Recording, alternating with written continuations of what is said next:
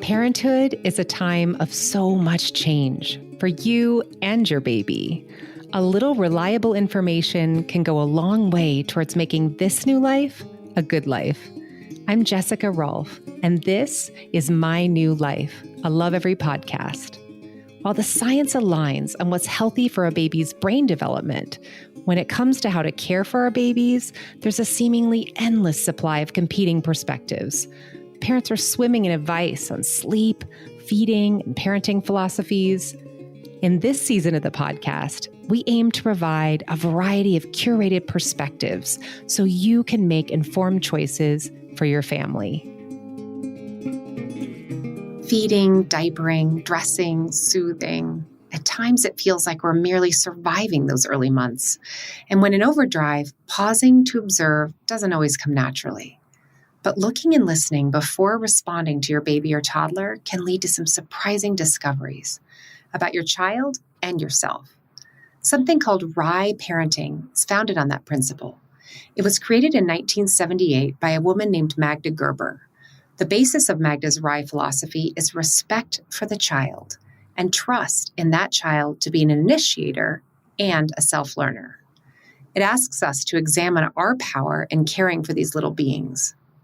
Today's guest has trained in the foundations of RIE and is half of the parenting duo behind Upbringing. Hannah Olivaria and her twin sister Kelty have been incorporating RIE into their parenting and coaching for years. Hello, Hannah. Hello, Jessica. It's so great to be here. Oh, it's great to have this perspective. So before we dive in, can you share with us what RIE represents? Yeah, RIE, as you probably know, is Resources for Infant Educators. But I think it's also just kind of this large philosophy and approach that is now worldwide. It's been adopted by many parents, many coaching and parenting professionals, mental health professionals even. And it's a way of looking at and responding to babies, toddlers, and even older kids, and looking at them with respect and trust. And that's kind of beginning the parent-child or the caregiver-child relationship with those two things intact. And it's used and approached and thought of and experienced in so many different ways. And I'm excited to kind of expand on those in detail and kind of a little more broadly with you today. So what's your experience with RIE as a mother? Oh my goodness. So my sister and I had our daughters 6 months apart, and we had just had a trauma in the family and had also just been ladies who winged it, and I think that when I had my daughter, I realized that I couldn't wing this parenting thing anymore. And when I had been pregnant, I'd asked a bunch of friends who'd had kids of their own, how do you parent? Where are you learning this stuff? We clearly have no idea what we're doing, what we're going to be doing. Give me your secrets. And RIE turned up as one of the references that one of my good friends gave me. And so I kind of learned about it then. And so when our babies were young, we got into learning about RIE and practicing RIE. And really it was kind of our gateway into respectful, conscious, mindful parenting. There are all those buzzwords, but I think that I can acknowledge, and I realize it's a privilege that I was able to find this type of parenting approach from an early age for my daughter. But I also really think back a lot of the time to what I would have been like and what my sister also, my twin sister, would have experienced if we hadn't found RIE. And I think that's where a lot of parents are coming to the table right now being like, I didn't find RIE in those first few months. And I think that I probably would have been a lot more anxious. I probably would have been more controlling. My baby's big feelings would have been a lot trickier for me to trust in and handle. I would have felt compelled to accelerate my baby or entertain my baby. And I think that as a highly sensitive person and a Virgo, overachiever type person, I think that my experience as a parent and my relationship with my daughter and then my son and my sister's relationships with her kids would have been really, really different. So when I think about RIE and in those early years with my daughter, I feel really grateful that I had stumbled upon it. And I think that's why Kelty and I integrate RIE so much into our work at Upbringing, because it changed our lives in such a fundamental way. So then you gave a hint of this, but if you were to say a few main things that encompass the RIE method for parents of babies, for example, what are they? What does this really look like? Yeah, I mean, there's no, fixed rules or fixed kind of approach, but I think the idea is that babies deserve our respect and our trust from the start. And I think that, babies are so small, they're so helpless. I think our role as parents, we're like, wow, I have to do everything, I have to make everything, I have to be everything. And I think that the RIE perspective helped us see our babies and then our kids as really whole and much more capable little beings than we and our society usually give them credit for. So I think that really changed the belief about our babies, changed our belief about our role as a parent. So rather than thinking that we're, supposed to mold and shape and build and construct these little babies kind of from the ground up, RIE helped us realize that we just need to be respectful, trusting role models, right? Who kind of serve as what Kelty and I call sensitive support staff, So some of the RIE, tenants are, communicating authentically to our babies from the start, giving them agency and letting them participate in their own lives and in their own caregiving, in their own play, and their own eating, right? Trusting in their motor development, in their cognitive development, in their play and their interests. Welcoming all their feelings, and also setting limits and personal boundaries, which is really critical to meet our needs and their needs as well. And doing that with as much love as we can rather than using control. We call it the control toolbox at Upbringing.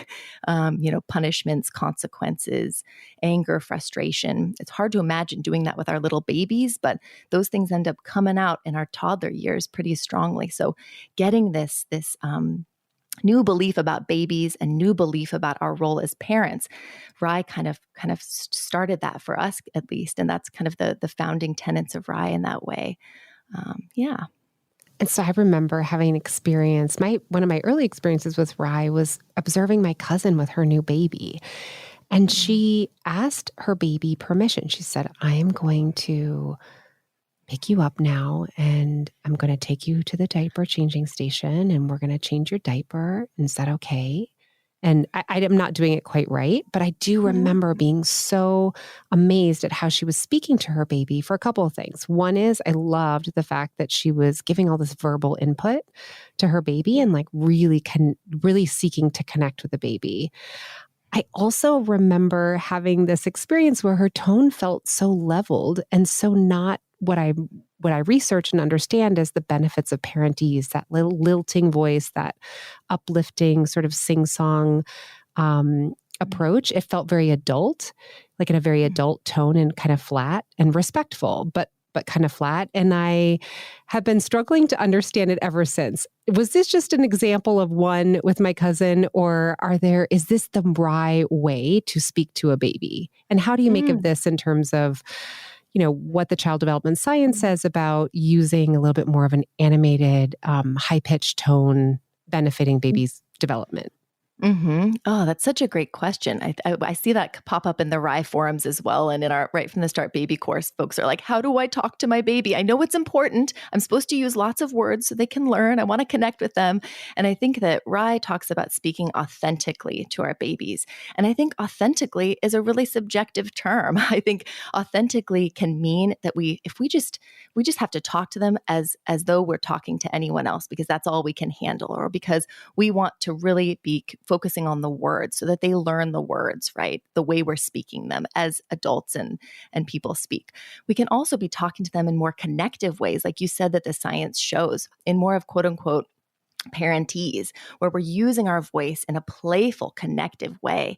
And there's nothing wrong with that. That's wonderful too, if that feels authentic and a way that we can connect to our baby. I think what RIE maybe, and I can't really speak for RIE because I'm not an associate, but what I would imagine they would say is that baby talk, where we're not using real words and we're just going ba ba da da, and we're repeating what our babies are saying instead of modeling the words that we hope that they learn to use. I think that's the idea behind this, is saying, let's not diminish their capacity to learn a language or to be spoken to in a respectful way. So I think it questions us to say, am I speaking respectfully and authentically authentically to this human, right? I'm not speaking to someone like I would at the office necessarily, or I'm not speaking to my mother-in-law here. I am speaking to a baby who's learning how to speak my language, but how can I connect authentically, whatever feels right to them and to me?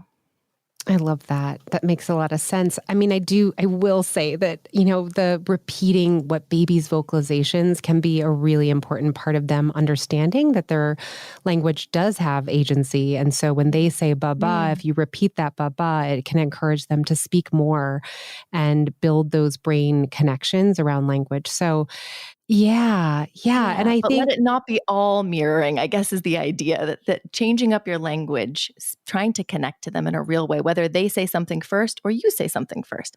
Okay. So one of the things that we've wondered about is some RIE practitioners, specific practitioners who are really, following the method, object to tummy time. What do you think about that?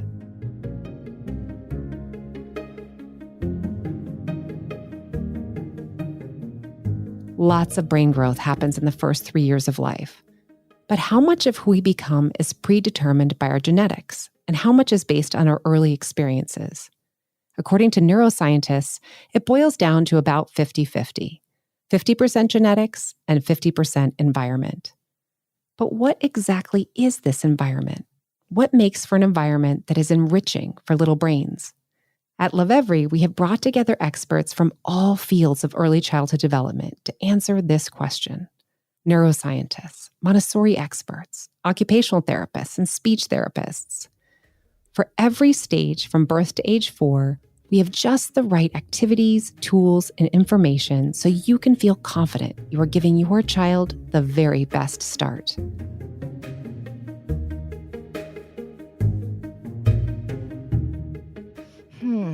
I feel like prescribing a particular thing, one size fits all approach to every baby can be problematic. And I wonder if part of their belief, I think the RIE belief is saying babies are capable and can move their bodies in their own way at their own timeline. And so placing your baby in a position that they didn't get into themselves or can't get out of themselves isn't really working with their development. It's trying to accelerate their development.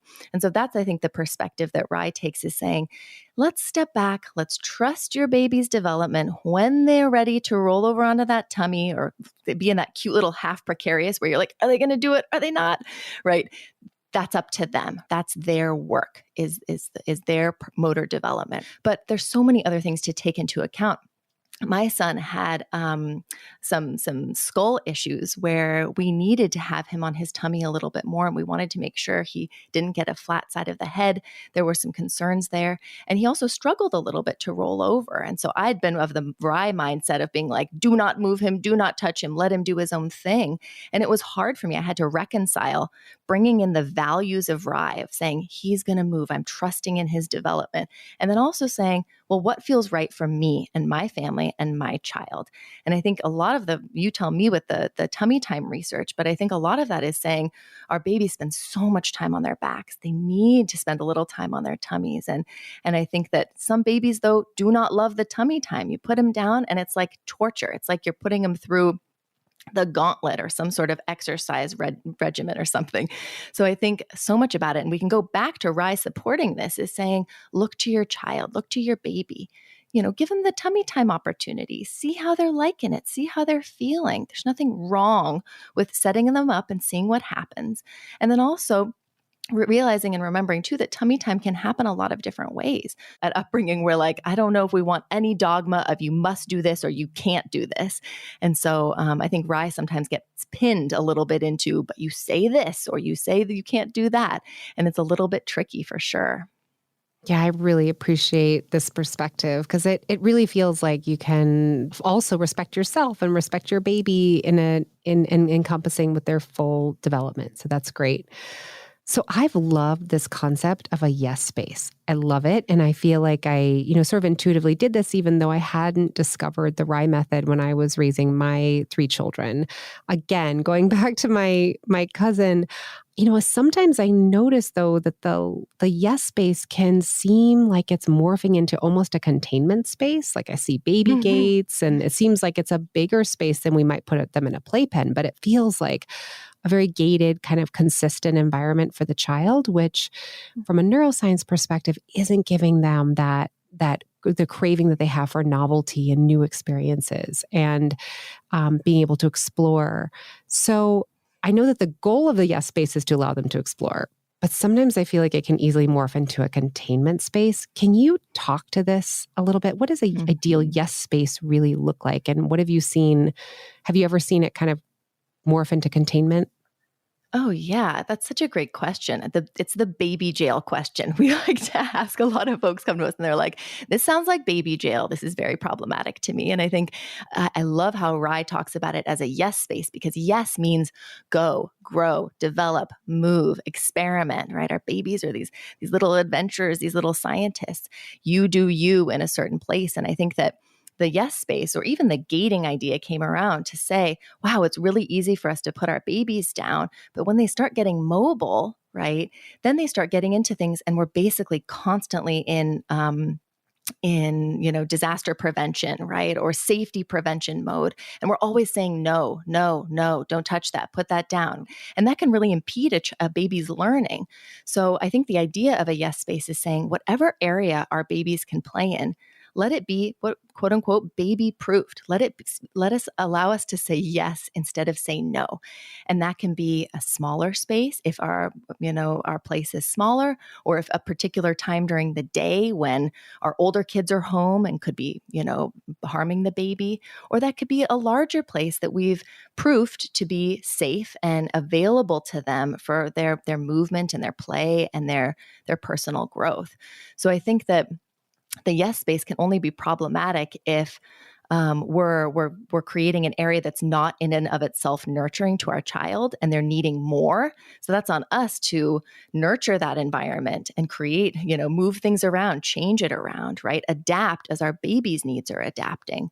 And then also, I think a lot of the concern with the baby jail, thing is also that our babies are going to be alone, that we're leaving and we're abandoning our babies. And that might be a fear that a lot of parents have before we've even put our babies down alone, or our babies could be showing us, don't leave me, I want to be near to you. And I think that's really good information to us, that we shouldn't be abandoning our babies in yes spaces or gated areas or rooms all by themselves if they're needing us. So I think that that's not what a yes space is saying. I think that a yes space is creating safety and approachability for baby and you, so that optimal learning can happen. But it really puts the onus on the parent to say, what's that going to look like? And how can I support my baby getting comfortable in that yes space before I maybe step away to care for another kid or take care of my own needs, that type of thing.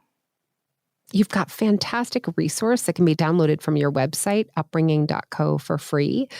Let's break this model down. So it's structured around 10 freedoms, and we're going to cover some of them, but let's start with struggle. It's such a challenging one for so many of us parents, is to watch our child and let our child struggle with something. We always start with freedom to struggle. I love that you chose that one, Jessica, because I think it's the hardest thing, and it's the thing that we experience with babies, that freedom to express themselves and say, this is hard. I can't get rolled over on this little blanket, or I'm working so hard on this little toy and I can't pull it apart, and I'm just, baby meltdown, right? Or older kids with their shoes, or older kids with even just a friend. Struggle is an inherent part of life. And I think our natural impulse as parents is to say, we got to fix that. We got to minimize struggle. We want our kids to be happy, right? But that's not how they become resilient. And so supporting our kids and identifying this as a freedom of theirs that we can kind of ally with them about, rather than overtake or abandon them with, is to say, how can we go side by side with this freedom and help them feel comfortable in it? So one of the freedoms that you talk about is freedom to choose. And, one of the signatures that I recall about the RIE method is this, checking for consent. So what does this look like for a baby? And what does this look like for life with a toddler? Yeah, I think naturally through conventional parenting, we think of, gosh, we have so much responsibility for our babies and our toddlers. They depend on us so much, right? For their caregiving, we have to change their diapers, right? We have to clean them. We have to do their hygiene, right? We have to dress them. We have to bathe them. It's a lot of things that are on our plate and what feels like 100% at the beginning. And I think the RIE philosophy helps put that in the back of our mind that we can be doing with our babies rather than doing to them from the get-go. So we can be bringing them into their caregiving activities. Even when they can't quite lift their bottom for that diaper, we can talk about it. Even when they don't know how to brush their teeth yet, we can slowly show them and tell them. And little by little, the more we're bringing them in rather than doing to them and just getting on with the day, talking to someone on the phone, we can't always be like preciously caregiving our babies, but the more we can do that, the sooner they can adopt those caregiving activities themselves and feel like a trust in not just a knowledge of how to care for themselves, but a trust in us as their caregivers. And I love that you bring up the topic of consent, because we talk about that a lot at Upbringing. It really, parenting a baby and a toddler, it calls us to examine our power and privilege in the parent-child relationship. So we have a lot of responsibility, but we have to remember that we're taking care of their bodies. And the way we engage with our babies and our kids' bodies teaches them about how to use power over another person and how to experience power in a relationship. So we're normalizing whatever we're doing, the way we're doing our caregiving practices. So the idea, I think, and we've kind of brought in this kind of more progressive, social political value into our upbringing stuff. I'm not sure how political RIE gets about it. I think they see it as just that's what babies deserve. That's part of the respect part of caregiving for babies. But Kelsey and I do love talking at it from a consent point of view, because so many of us believe in consent for adults, for other people, for women especially, right? And we want to be aligning those personal values we have with these parenting practices that we are doing on the daily with our kids. So that's why with RIE and with any mode of parenting that incorporates these types of values and practices, we want to think about how we're treating our kids' bodies. We want them to feel as though their bodies are respected. So what that looks like in a big way is just slowing down in moments of caregiving that have to do with our kid's body and connecting with them before proceeding. And so we can't always get consent. Our baby's not going to be like, thumbs up, mom, go for this diaper change. Or our toddler won't be like, oh, mom, I'm not really feeling like a shower tonight, but if you do this or that, right? We're starting these consent conversations in a very one-sided way in these early years with our kids, but they matter.